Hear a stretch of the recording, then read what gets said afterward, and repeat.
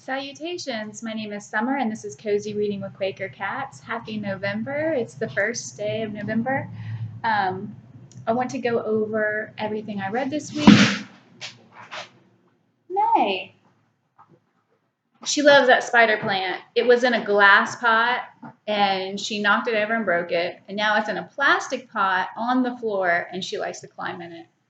And there goes Finchurch. What was I saying? Oh, what I've currently read this week, it's Sunday, and what I am going to be setting aside and what I plan to read. I did not finish any physical books this week. This week was a weird reading week. Last night I was going to, well, this is talking about something I haven't finished, but I still plan to read. I'm currently reading Agatha Christie Halloween Party. I was going to finish this last night, and I made the mistake of when I was on YouTube, like clicking. I don't have cable or TV or anything, so I was clicking on, what's going on in the world, and I got sucked into to that, and it took me in a downward spiral, and I ended up binge watching the last season of Girls. So I did not finish this, but I'm really enjoying it. I hope to finish it tonight, even though I'm only on page 102. There's 200 and I'd say 250, 60 pages, but I mean the print is large, and it's one of Agatha Christie is always one of those reads that you can take it however fast or slow you want to, because you can just speed through her books. So hopefully I'll finish this tonight. I will not be watching what's going on in the world. 3 books I've set aside. Staggerford, John Hassler, really enjoying this. Only on page 68. Silas Marner by George Eliot. I only have 100 pages left of this. I am not enjoying it, but I believe that the right book comes to you at the right time. And I feel like if it's just not the right time, if I was to pick this up at another time, I think I would really enjoy it. But right now, I just feel myself. I read 2 more pages and was like, ugh. So I will try that at a different time. This one I'm just setting aside like Staggerford, where I don't plan to set them aside for very long. I just want to put my focus on other things. So Dirt Music by Tim Winton. I love it. I'm only on page 260 out of 460. All right. Mayfair's over here playing with a string. She is wild. So the only things I really finished were my audiobooks, and I'm still working on my paper crane project. So I plan to make 1,000 for a friend, and I have this many. These are all complete. So I'm not sure if you know what a paper crane, what they exactly look like, but they look like that. And then you could string them, but I have so I have quite a bit that I got done in that project. But I'm making 1,000, so still have quite a bit to do. So I finished 3 audiobooks listening to. The first one, Save Yourself by Cameron Esposito. This was very funny. It's like it's a biography.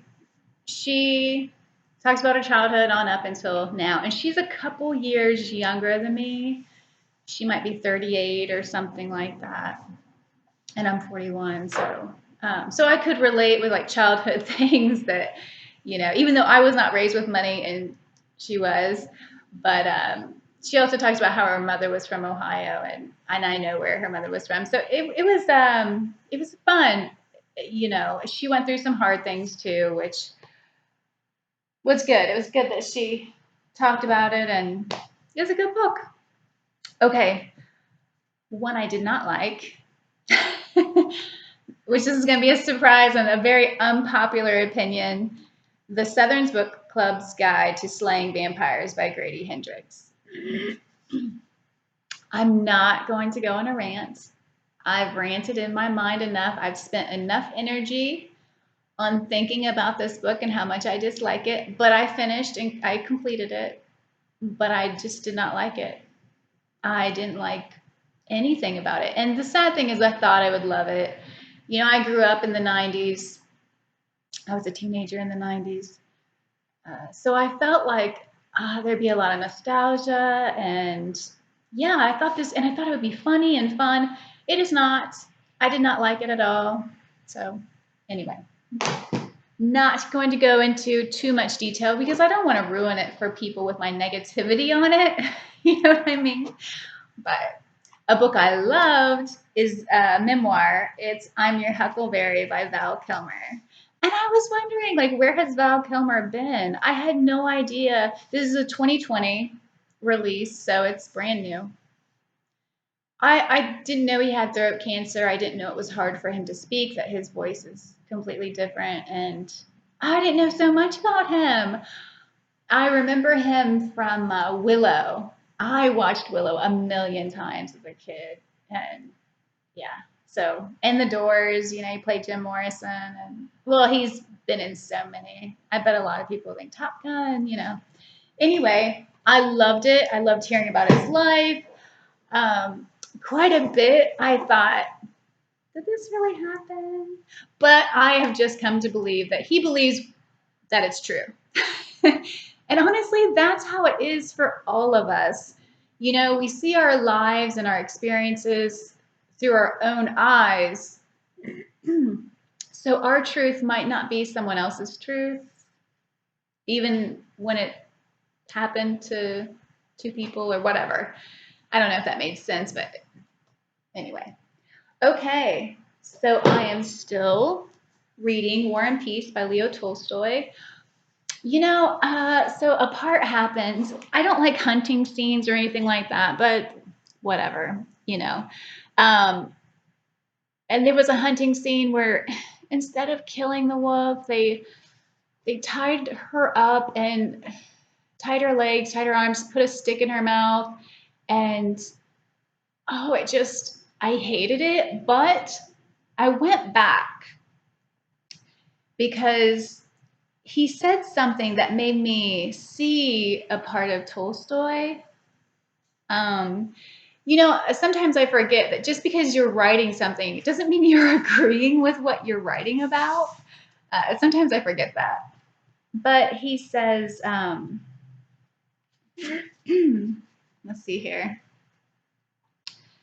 The hunters were coming in now, proud of their booty and swapping stories, and everyone came over to have a look at the grand old wolf with her big broad head hanging down and the stick in her teeth as she gazed with great glassy eyes at the crowd of dogs and men around her. When they poked her, her tied legs jerked, and she looked at them all, wild-eyed yet somehow innocent. She looked at them all, wild-eyed yet somehow innocent. And that made me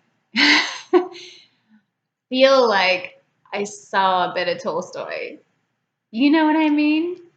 For him, wild-eyed, innocent, she looked at them all, made me think he saw the intelligence of this animal. You know, we're all living beings, you know. Anyway, still loving this. I am still continuing on with this week. And like I said, I hope to finish this soon. I'll get to read some of this tonight. I'm listening to Think Like a Monk by Jay, I'm guessing it's Shetty. I'm not for sure how to pronounce his last name. I know a lot of you guys don't like um, inspirational self-help type books. I do.